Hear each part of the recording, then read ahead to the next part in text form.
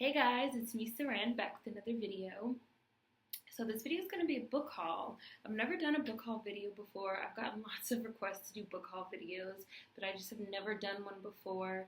But if you follow me on Twitter, you saw that recently I was at a bookstore. I went to a bookstore with my friend, like a local bookstore in her neighborhood that's actually closing down, so all the books are 70% off.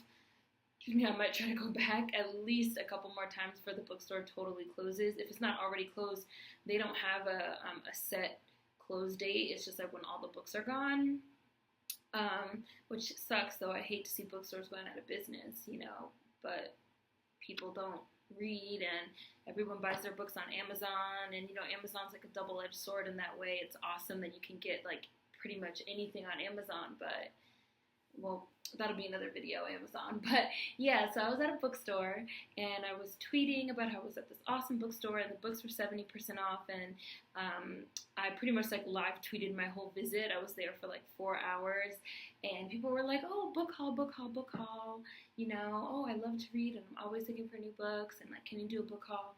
So I said, sure, I'll do a book haul. So I bought a lot of books. I'm looking at the pile right here. I bought probably 20 to 30 books. I bought a lot of books. So I'm going to do the books that I think you guys would like.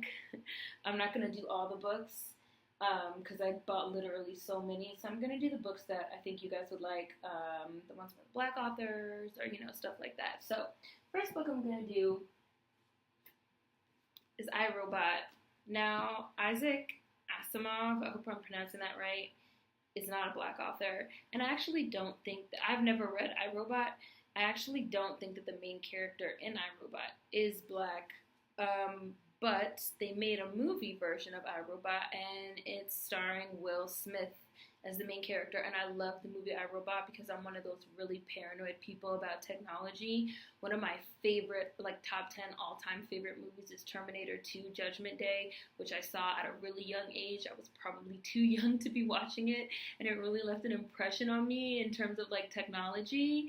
And then you also have like one of my all-time favorite movies, like The Matrix. And so I'm very much like, listen, the robots are going to take over and the artificial intelligence is going to like kill us all one day, and Skynet is going to push the button, and we need to stop relying so much on all this fucking technology.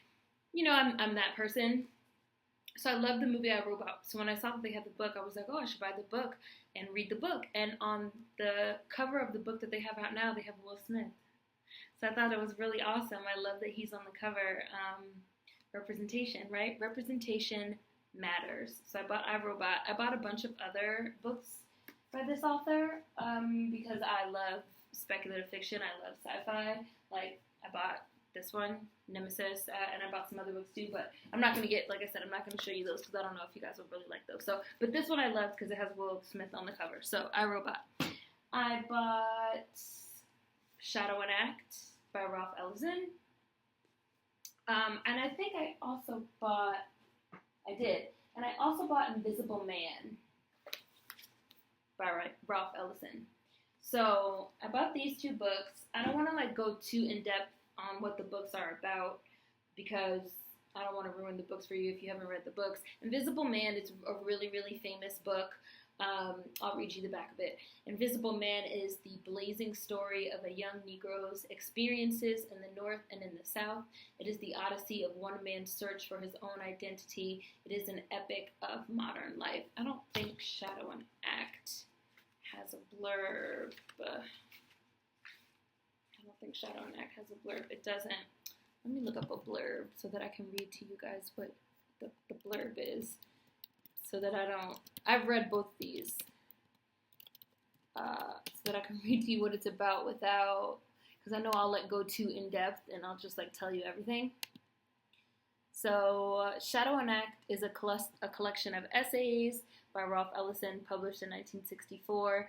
The writings encompass the 2 decades that began with Ellison's involvement with African American political activism and print media in Harlem, his emergence as a highly acclaimed writer with the publication of Invisible Man, and culminating with his own challenge of the characterization of African American life. So I'm not going to go again too in depth. So Invisible Man is a novel, and Shadow and Act is a collection of essays.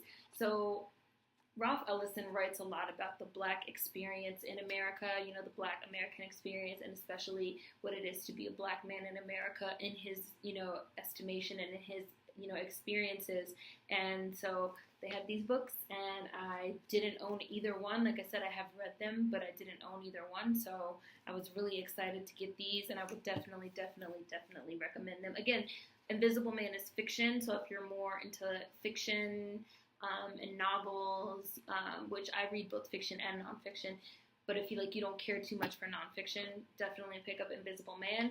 If you enjoy nonfiction, reading essays and different perspectives, Shadow and Act. So I got these. What else do I have? I have a pile. I have a pile here, so I'm reaching over to get books out of the pile. Uncle Tom's Cabin by Harriet Beecher Stowe. Now, Harriet Beecher Stowe is a white woman. She's a white author who wrote Uncle Tom's Cabin as anti-slavery. It's an anti-slavery novel. It is a portrayal of the horrors of slavery in the Deep South. And the main character is an enslaved person named Uncle Tom. Now, Harriet Beecher Stowe was a devout Christian, almost a fanatic. So there are some really, really strong Christian overtones and, you know, concepts of and Jesus Christ will save you in this book. I know a lot of you guys don't like that kind of stuff, so you might not like this book. But this is a really important book because this is one of the few books that were written antebellum, so pre-Civil War, so actually during, you know, while slavery was going on, that was actually honest about slavery and about the horrors of slavery and about what was going on. This book spawned a lot of outrage. It spawned a lot of pro-slavery propaganda and a lot of the movies and the books that we see now that kind of push this narrative of slavery wasn't so bad, and you know, slaves and their masters were one big happy family, and slaves were meek, docile children that need white people to look out for them. A lot of that pro-slavery propaganda was in a direct response to this book, Uncle Tom's Cabin by Harriet Beecher Stowe, because she literally made an unflinching portrayal of slavery. And they were oh, and it's overblown, and you know, dramatic, and slavery's not that bad. And so I would definitely recommend reading this book. It's a hard read. It's a tough read. It's a difficult read. It's a painful read. But it's a really, really, really good read.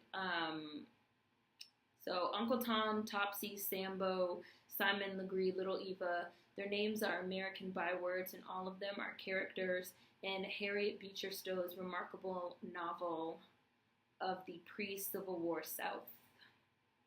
Uncle Tom's Cabin was revolutionary in 1852 for its passionate indictment of slavery and for its presentation of Tom, a man of humanity, as the first Black hero in American fiction.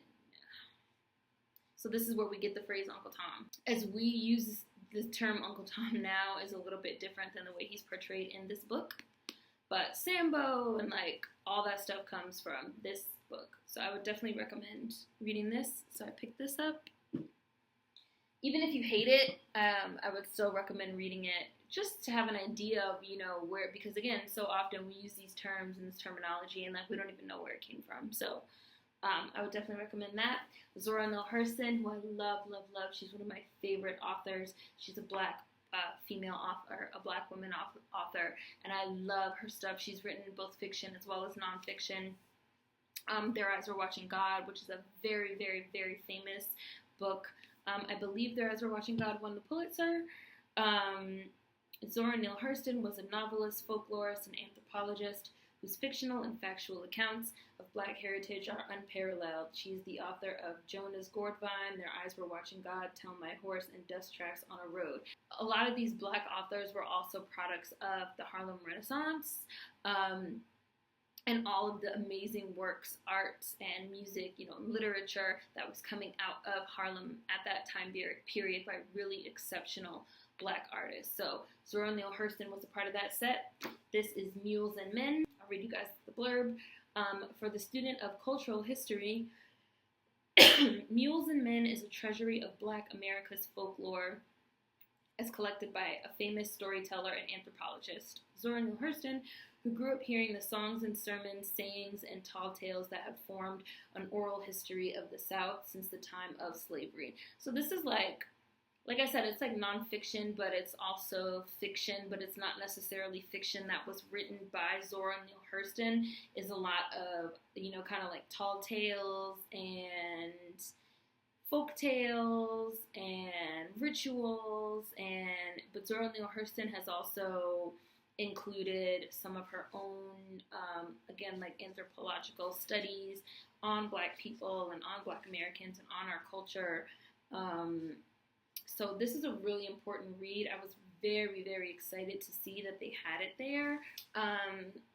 So my grandmother had this book, which is where I first ever read it. A lot of these books, my paternal grandmother, my maternal grandmother also loved to read. She's the one that took me to see Sankofa when I was like 6 years old.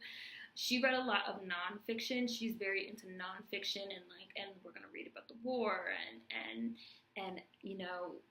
West African history and all that kind of stuff. My paternal grandmother was very into folklore and fairy tales and fiction and a lot of the fiction and the Black fairy tales. My paternal grandmother bought me this whole entire collection of Fred Crump Jr. books when I was a child, which are Black interpretations of famous fairy tales like Cinderella, Rapunzel, Three Little Pigs, Beauty and the Beast, Sleeping Beauty.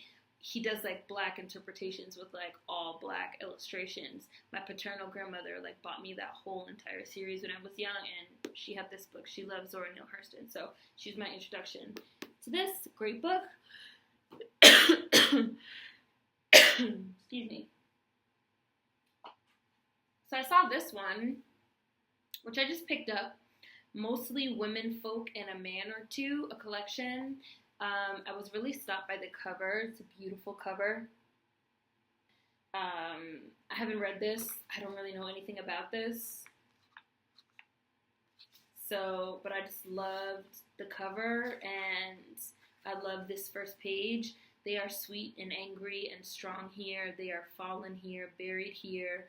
Mostly men, and we who survive are mostly womenfolk and a man or two.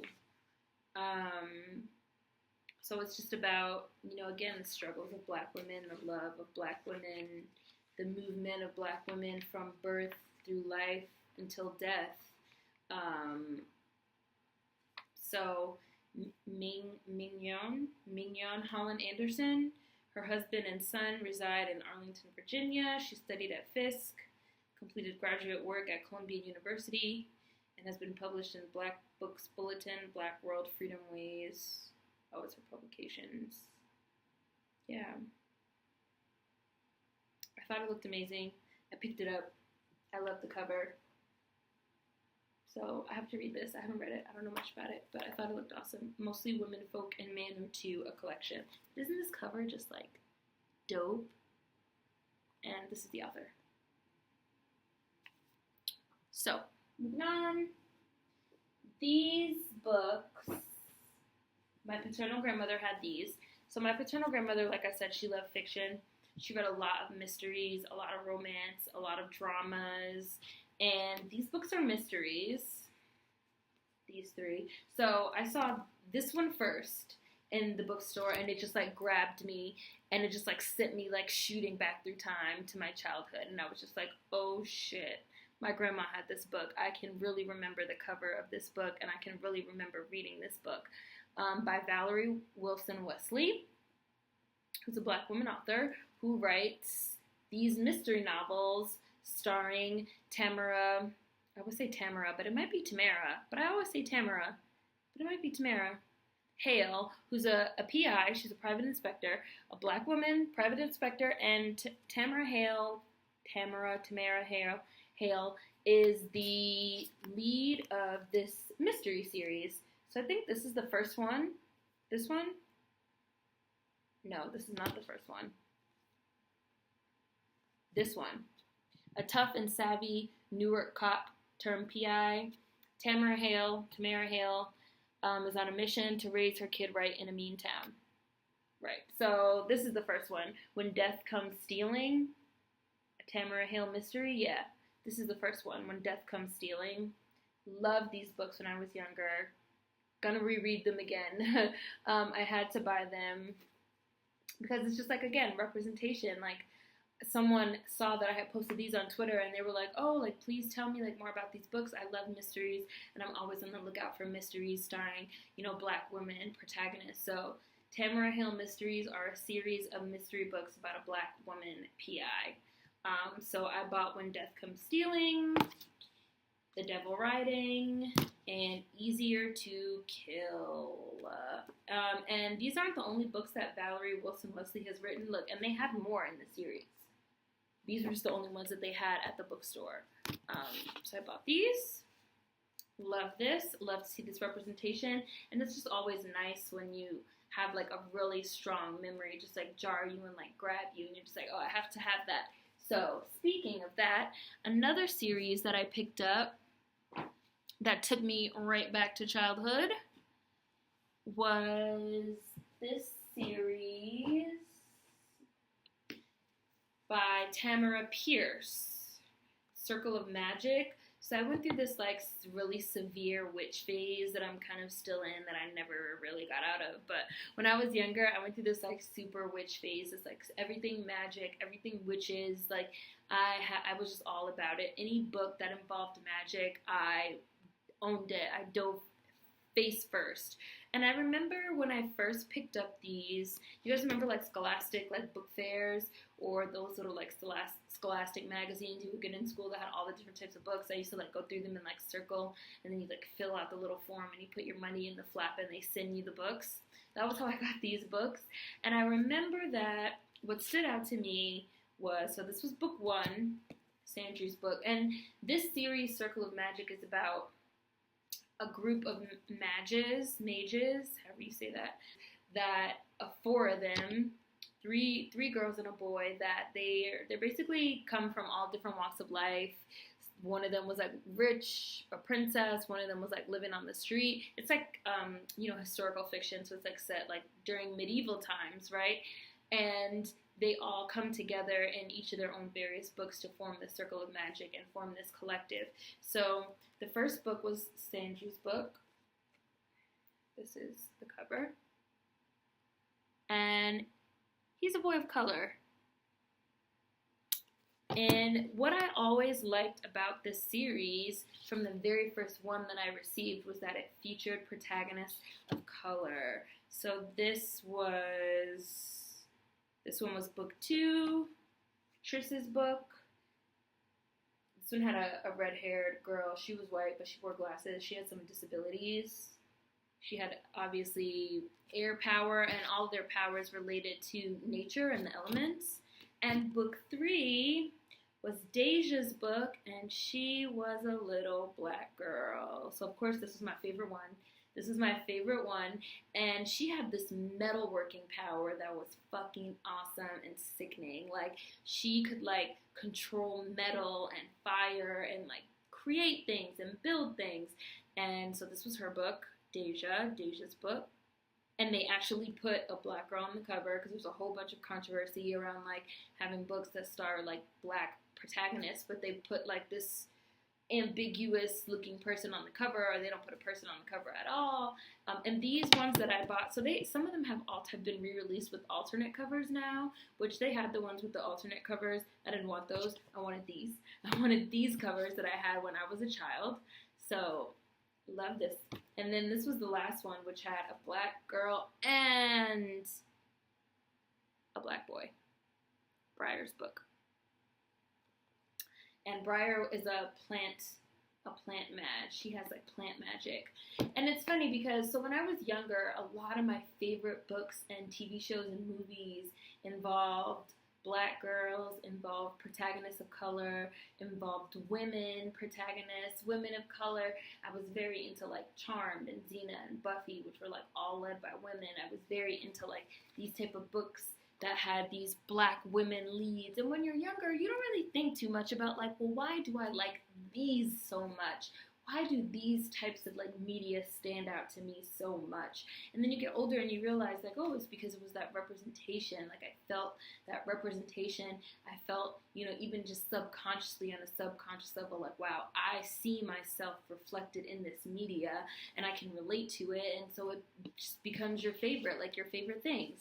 So I bought these books and I would really, really recommend them. I like YA, like I read young adult.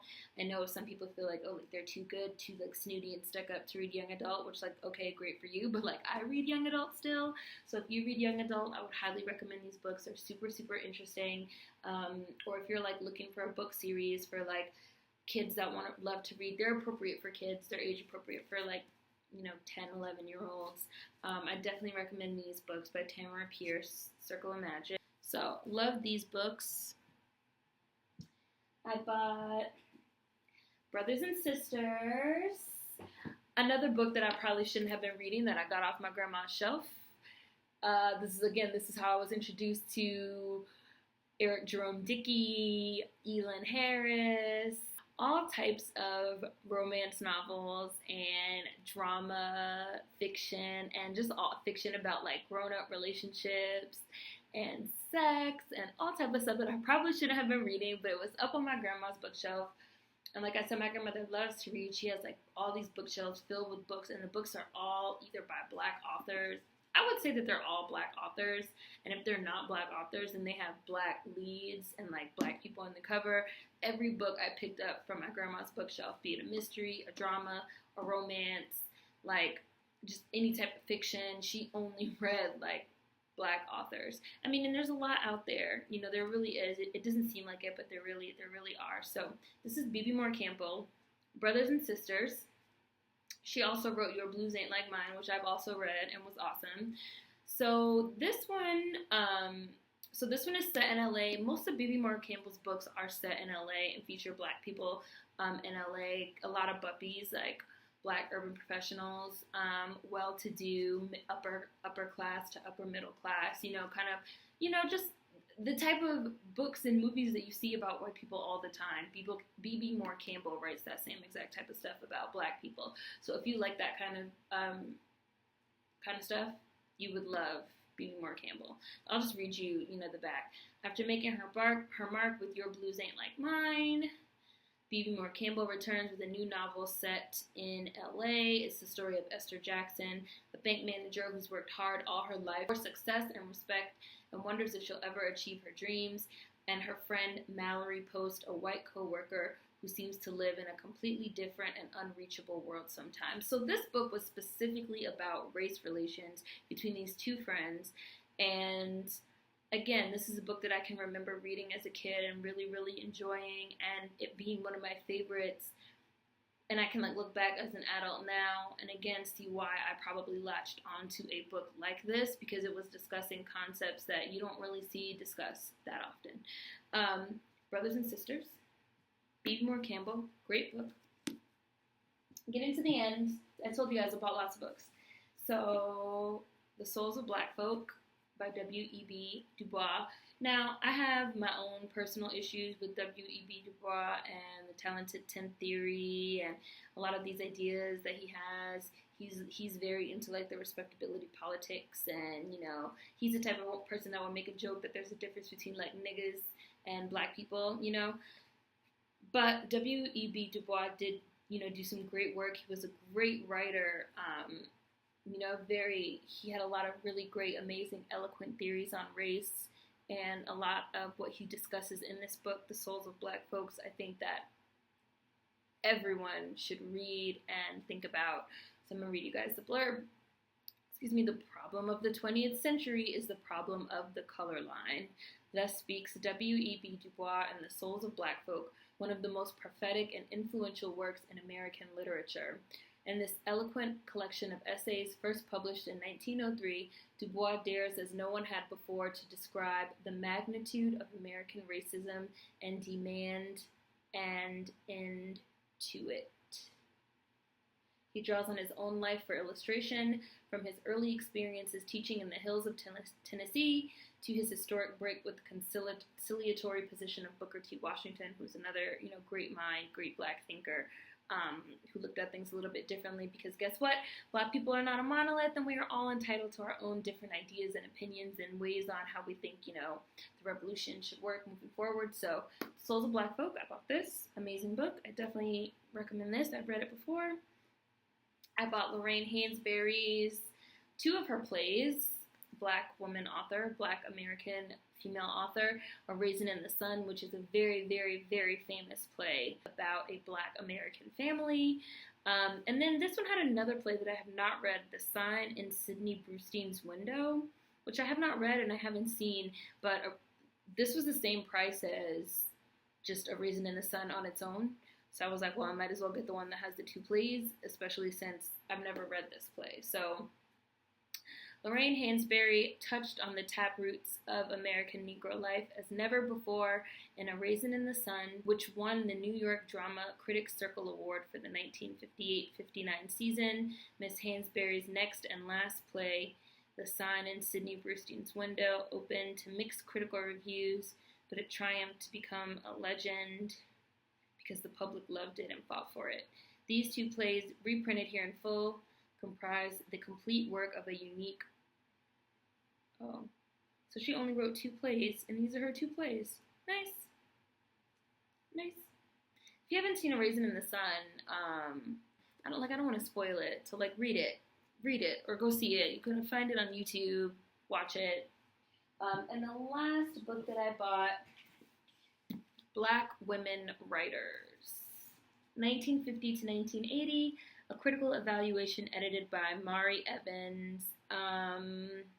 This is nonfiction. This is basically a collection of a critique of the work of various Black women writers. So Maya Angelou, Toni Cade Bambara, Gwendolyn Brooks, Alice Childress, Lucille Clifton, Nikki Giovanni. I'm going to hold this up so that anyone that wants to pause the video on these names, if you want to look up these names and look up some of this work, if you're looking for authors to read, definitely do that. This book is just a critical look at different works from these various authors. I haven't read this. I think this will be awesome to read and kind of work my way through. So it has various suggested works to read by these authors, as well as some kind of breakdowns of a lot of the concepts that they're talking about and the ideas and the issues, and it's kind of almost like a guide, like a supplemental guide to reading a lot of the more famous work by Black women writers. So I was really excited to see this. And I got it for a decent price because it was 70% off, and I cannot wait to kind of dive into this. I think this will be a really, really great read for my brain. Mari Evans, who is the editor of this volume, is the author of the critically acclaimed collection of poetry, I Am a Black Woman. So, Black women writers. So, and I still have a bunch of books. They gave me this to take my books out. They gave me a United States Post Office box to take my books out. Because this is how many books, mine is still, full of other types of books that I bought. I bought a lot of Dean Koontz because I love Dean Koontz. I bought some Harry Potter books that were brand new. They were 70% off. So, yeah, I bought a lot of books. But these are the ones that I wanted to share with you guys. I will include links in the description box to all of the books that I mentioned in this video. If you guys want to check them out yourselves, they'll probably be Amazon links because I'm perpetuating the Amazon cycle of capitalist destruction. But I recommend that you guys read these books. So hopefully you guys enjoyed this, my first ever book haul. Let me know what you think in the comment section. Food for thought as always. See you guys next time. Peace.